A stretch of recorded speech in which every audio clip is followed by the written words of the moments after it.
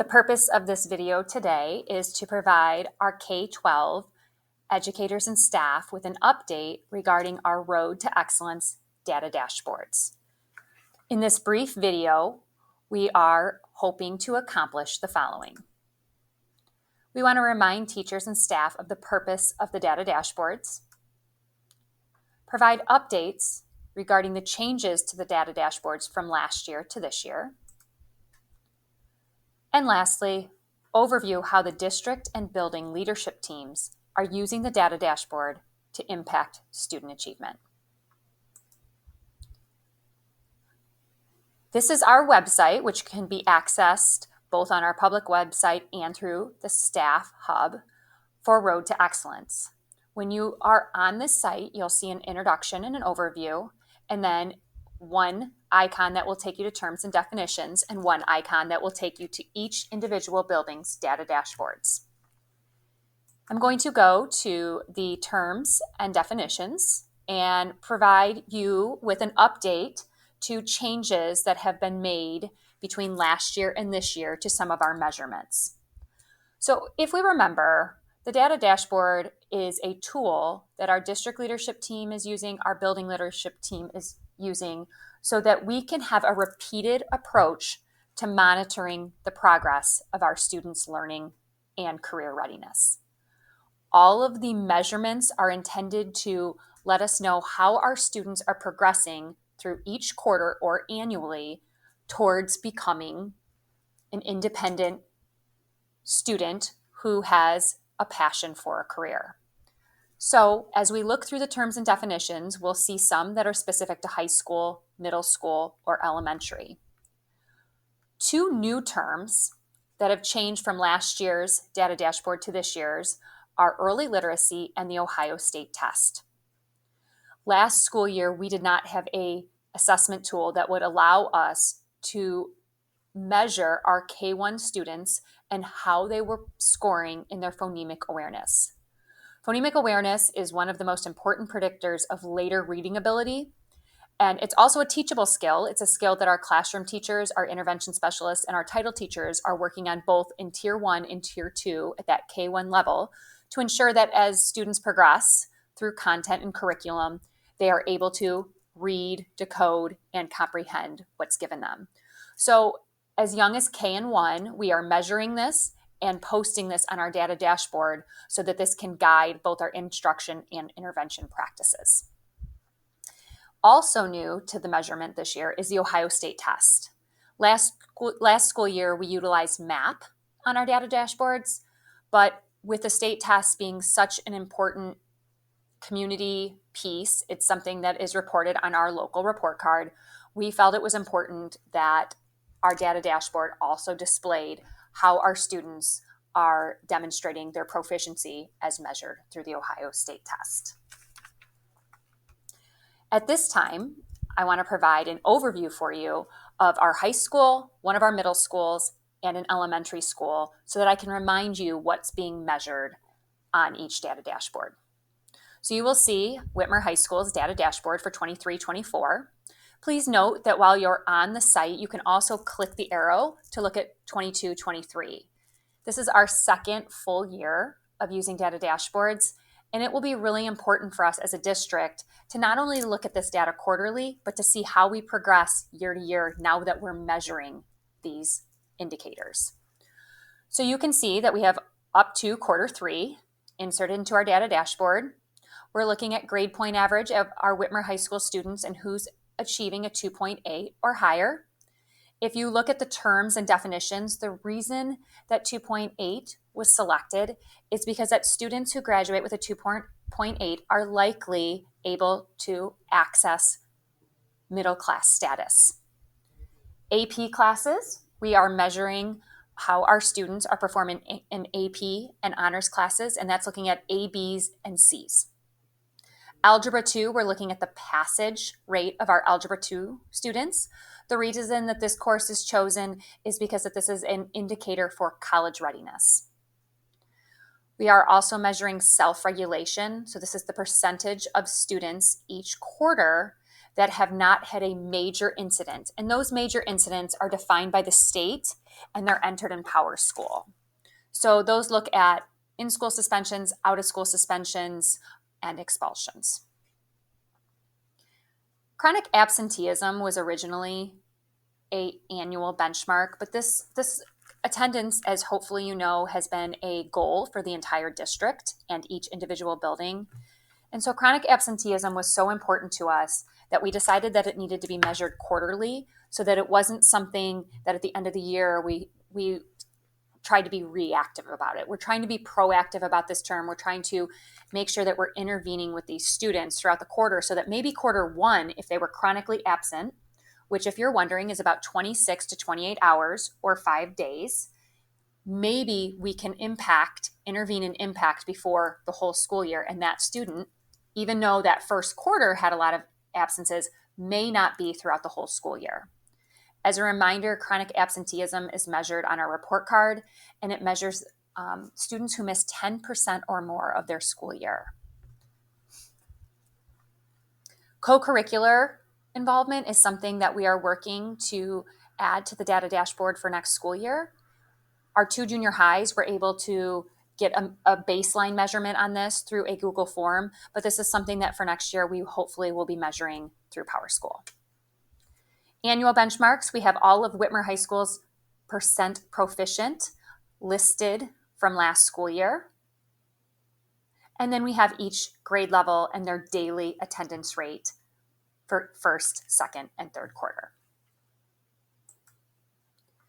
This is Jefferson Junior High School's data dashboard. So these are our 8th grade students who will next year transition to Whitmer.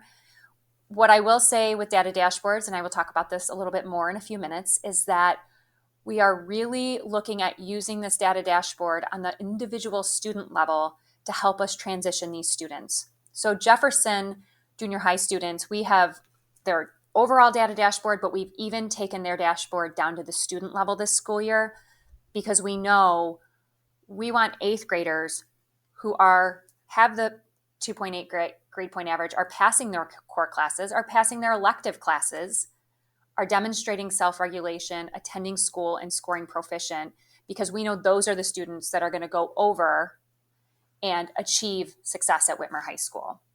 So grade point average at Jefferson is the 2.8. And then at the middle school, we look at the students that are passing their core classes, so math, ELA, social studies, and science, and then the percentage of students that are passing all their classes. We know how important our essential classes are, our art, our music, our physical education, our health, our STEM offerings. And so this looks at those students that are also passing all of their classes because we want well-rounded students. Self-regulation, again, these are students that didn't have one of those major incidents as defined by the state. Chronic absenteeism, and then our annual benchmark of the state tests, and our grade 8 quarterly attendance. Lastly, I will show you an elementary school. So a little bit flipped here. We have each of the annual benchmarks on the other side. So we break it down by grade level and their proficiency percent for last spring. And then we also up top have the early literacy on track. So that's looking at Meadowvale's K-1 students. If you remember, we talked about this as an addition this year. And 16% of Meadowvale's K-1 students demonstrated proficiency on their phonemic awareness skills. This is an annual benchmark, so this was done at the beginning of the school year.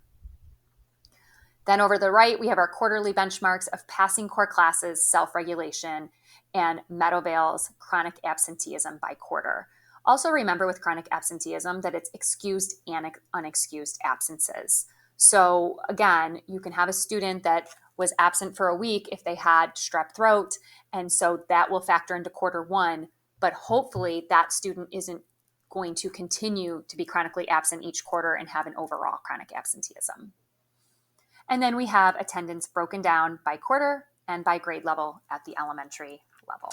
Each quarter, our district leadership team meets and we look at the data dashboard and we follow a protocol where buildings provide peer feedback and a review for other buildings. So for example, Whitmer High School's district leadership team reps may be reviewing Monac Elementary's data dashboard. We found with looking at data, a lot of times when we are connected to the data, it's hard for us to have objective observations because, right, we know the stories behind a lot of that data. We know the content and skills that it takes to pass Algebra 2 or to perform well in AP classes.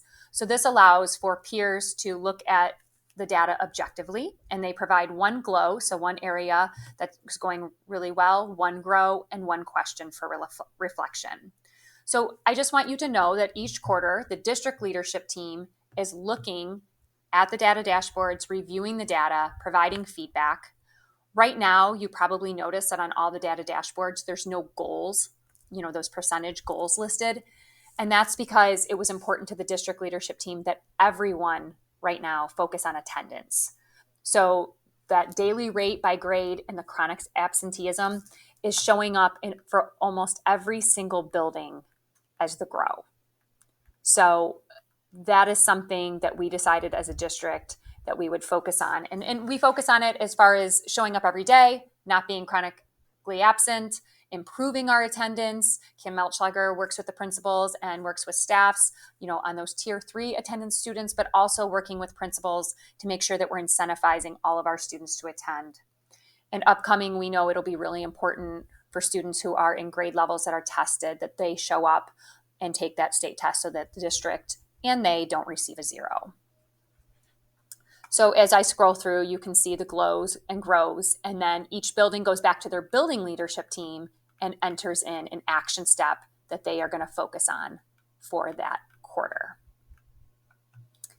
So one of the pieces of feedback that I received from teachers about the data dashboard is that they really appreciated the data dashboard, and they wondered what we would do for students that aren't getting any of those indicators on the data dashboard. So if I bring back Jefferson's data dashboard, when I met with their building leadership team and overviewed the data dashboard, one of the questions that I was asked is, we feel like we aren't doing enough for those students who aren't achieving the 2.8 grade point average, passing core classes, passing all classes, demonstrating self-regulation, attending school, or demonstrating proficiency. So one of the goals that has always been here with the data dashboard was to take it down to the student personalized level. So this school year, worked with the Jefferson Junior High admin team, Sarah Hoffman with tech integration, Ryan Shively, and we took this data and each of these benchmarks and we took it down to the student level. So we took all of Jefferson's students and we were able to create a quite large spreadsheet that showed how many indicators each student met. And so we sent home a letter that accompanied this sheet, and we talked to the families about these indicators being readiness marks for high school. There are 8 indicators if you go through all of the indicators on Jefferson's data dashboard, and we looked at each student and we asked, is the student's attendance high school ready? Did the student pass all 8th grade classes, all core classes? Did they have that 2.8 GPA? Did they participate in an 8th grade school activity? And that is something that will be on the data dashboard for next year, but this year we did that through a Google form. Is my 8th grade behavior high school ready? Did I meet the 7th grade Ohio State proficiency standard? So we sent this in the fall based on their 7th grade performance, and then we sent it at the semester based on their first semester of 8th grade. We wanted families to know how their student is doing towards progressing towards these indicators that are measured on our data dashboard. Additionally, next year, we hope to have our timing line up with conferences so that this could be something else that teachers have as a tool for communicating with families regarding how their students doing overall. And so again, we met with the high school admin, counselor, and then the junior high, and we started analyzing who were our students that had 0 to 1 indicators and what could we do to dive deeper into that data. At the same time, I was able to attend a conference around diving into data. And one of the things that came from that conference was that if we want to dive deeper into students who are struggling academically, behaviorally, with attendance, we need to conduct empathy interviews. We need to talk to the students that are furthest away from the success, furthest away from the opportunities. So we came up with empathy interview questions, and I'm displaying them to you right now. For example, describe the best part of your school day. Tell me about something you struggle with in school. Between central office admin, Jefferson admin, counselors, a high school counselor, high school administration, we met with the Jefferson students that had achieved 0 to 1 indicators, and we asked them these questions. So from there, we took the data, or we took their responses. The interview responses and the trends gave us more detailed insights into how we can create a plan to help these students as they transition from Jefferson to Whitmer.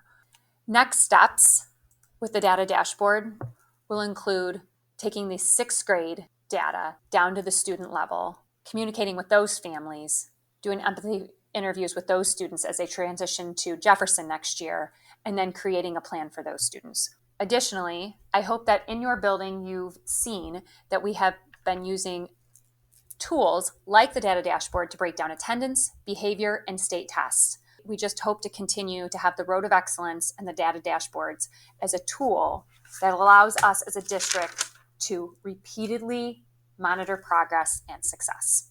Thank you.